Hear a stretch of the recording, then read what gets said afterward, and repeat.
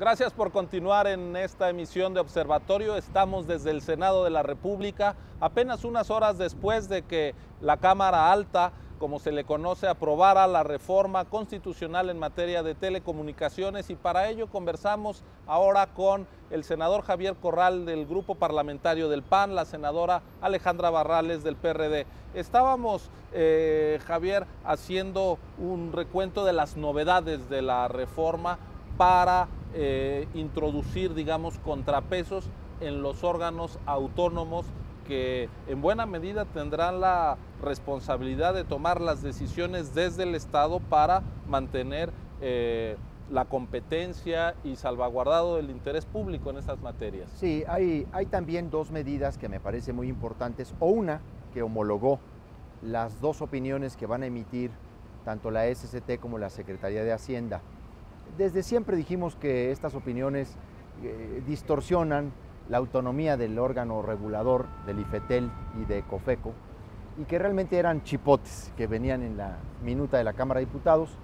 Insistimos en que debían ser opiniones no vinculantes y que se les pusiera un plazo. Me parece que el haber precisamente señalado un plazo de 30 días, el que no sean vinculantes, y cuando no hay respuesta opera una especie de afirmativa ficta y sigue el procedimiento, pues viene a generar efectivamente respeto al modelo de autonomía constitucional. La autonomía no se puede constituir tampoco en una ínsula, en una especie de ámbito separado del Estado sin coordinación, pero debe ser coordinación y no supeditación de criterios, de ahí la no vinculación. También quedó muy bien, fruto de las adiciones del Senado, el nuevo artículo 105, que incorpora a los órganos constitucionales autónomos como sujetos activos y pasivos de la controversia constitucional y de la acción de inconstitucionalidad. Me parece que este es un gran avance. En términos generales, yo creo que la reforma da pues para empezar la discusión. Entre sus principales mandatos, como ya bien lo dijo también la senadora Barrales, ordena una sola legislación, una ley convergente. Vamos a tener una ley de telecomunicaciones y de radiodifusión, porque pues son sectores que aprovechan un mismo bien y están en un mercado convergente. Esa es la nueva realidad de esto, a partir del fenómeno digital. Todo se homologa a la figura de la concesión. Los medios de uso social o públicos ya no estarán bajo la falacia del permisionario. Esta es una gran definición. Ser concesionario como figura única es hacerlo sujeto, pues no solamente de las posibilidades de financiamiento que tienen los comerciales, sino también ser sujeto de las innovaciones tecnológicas en términos de compartición de infraestructura. Hay pues definiciones muy importantes. Yo he señalado que una de las más importantes de esta reforma, o quizá dos de las más importantes, es la definición a la radio y a la televisión y a las telecomunicaciones como un servicio público. No es lo mismo regular una actividad de interés público que un servicio público, pero además un servicio público, dice la reforma, vinculado a los fines establecidos en el artículo 3º constitucional. Esta se la hemos concedido a muchos luchadores de la democracia de medios en México, pero particularmente a Reyes Heroles, que insistía mucho en esta función social, que a partir de esta vinculación con el tercero y a partir de esta definición de servicio público, podremos desarrollar en la ley secundaria una mayor función social, mayores imperativos a la radio y a la televisión. La autonomía, por supuesto, de los órganos reguladores, estas facultades para partir monopolios, para desincorporar activos, para poner reglas y límites a la concentración, esta recuperación, esta modernización del artículo 7º de la Constitución. No sé si ya lo has leído, pero pues es ahí la conjunción de dos tratados internacionales que México suscribió en el 69, ratificó en el 80, y no los habíamos podido incorporar a la Constitución.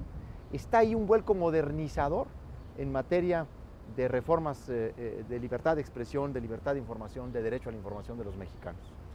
Hay en este conjunto de avances que ustedes describen también los retos de la implementación de la reforma en las legislaciones secundarias, del nombramiento de los integrantes de estos órganos autónomos, pero hay una pregunta que, aprovechando que estamos en una conversación con un senador de Acción Nacional, una senadora del Partido de la Revolución Democrática, esto se fraguó en el pacto. ¿Qué riesgos hay de que lo que sigue en materia de telecomunicaciones pueda verse entorpecido por eventuales discrepancias en otras materias, por ejemplo la energética o la fiscal en el futuro? ¿Cómo blindar esto que ya va, digamos, enrutado hacia la posibilidad de una reforma de magnitudes pues como las que ustedes ya nos han ayudado a entender?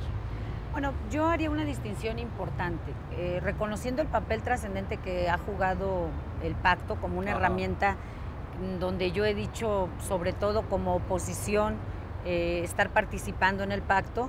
El pacto no es un cheque en blanco, el pacto es una herramienta que nos permite promover y facilitar el acuerdo político en temas trascendentes. Este es un ejemplo de ello. Pero el pacto ya nos ayudó a ponernos de acuerdo en qué queremos en materia de telecomunicaciones y de radiodifusión.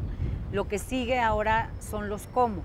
Los cómo están en manos de las cámaras. Los cómo tendremos que platicar, hacer un despliegue de oficio político, platicar con el Ejecutivo, porque es a ellos a quienes les va a tocar materializar una parte importante de todo esto, pero yo ya no vería incluso sano el llevar esta parte de esta etapa a otra mesa que no fuera esta cancha. Eso no quiere decir que no podamos escuchar, pero me parece que el blindaje que tiene esta etapa es precisamente el que ya sabemos cómo, ya dijimos todos de qué se trata el juego, las reglas del juego ya están ahí. Bueno, ahora hay que entrarle al detalle de cómo los nombramientos, de todo esto que se ha señalado, y que me parece que es donde viene lo fino, viene lo trascendente y donde puede haber muchos intereses. Por eso es importante blindarlo, por eso es importante hacerlo abierto, que se sepa quiénes van a estar discutiendo qué temas, etcétera.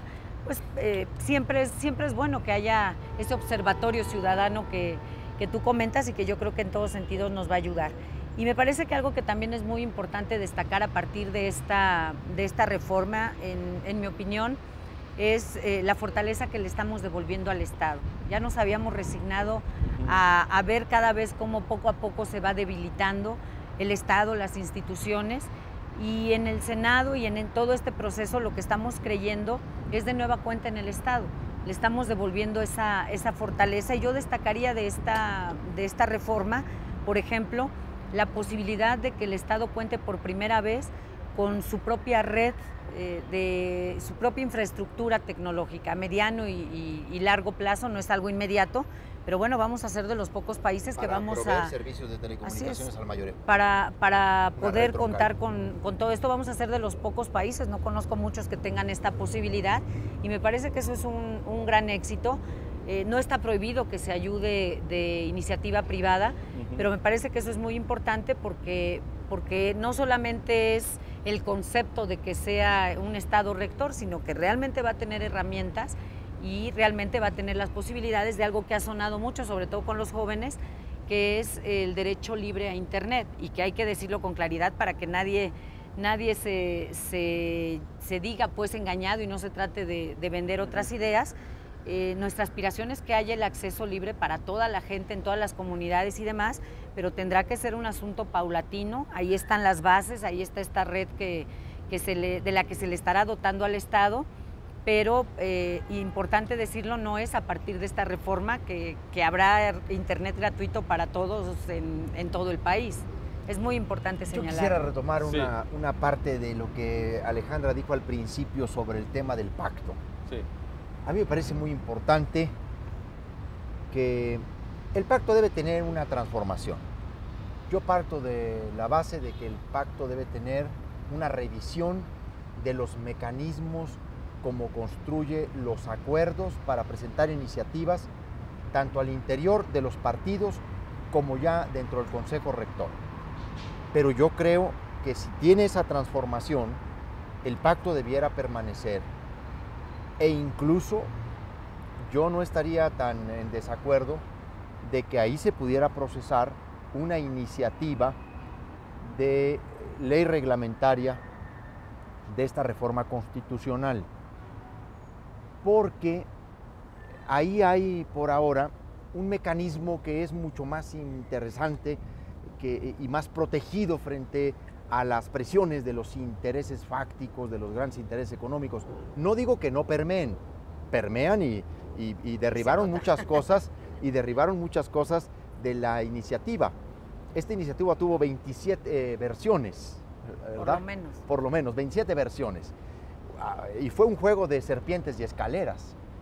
Subían cosas y luego al rato se caían. Y tú sabías quién metía más presión y luego quién estaba hablando por quién, porque esa es la realidad. Nunca ha estado este proceso de construcción de la iniciativa ni de aprobación de la minuta ajeno a las presiones de los intereses. Lo que pasa es que ahora han sido un poco más listos y más sofisticados en términos del ejercicio de su presión.